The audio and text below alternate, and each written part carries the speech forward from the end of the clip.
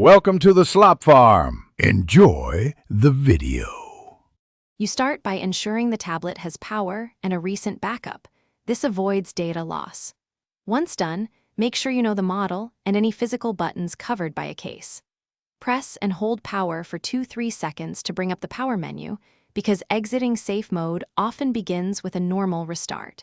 If the power menu does not appear, try power plus volume down together for 5 seconds to force a reboot. These are the first actionable steps to get out of safe mode. Now you use the power menu to trigger a normal boot because safe mode is typically toggled by boot flags. Tap Restart when visible. This clears temporary boot flags and often restores full mode. If restart is absent, choose power off, wait 10 seconds to clear memory, then press power to start again. Make sure to watch the lower left corner during boot. If safe mode still appears, then the system flag persists and you move to the next set of checks and actions. If a restart failed, inspect hardware because stuck volume keys commonly force safe mode. Remove any case and press each button 3 times to free sticky contacts. Once done, make sure volume keys behave normally.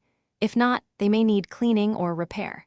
If hardware is fine, boot to recovery with power plus volume up or down depending on model, and choose Wipe Cache Partition to clear corrupted startup data. As a final step, consider factory reset, but back up first.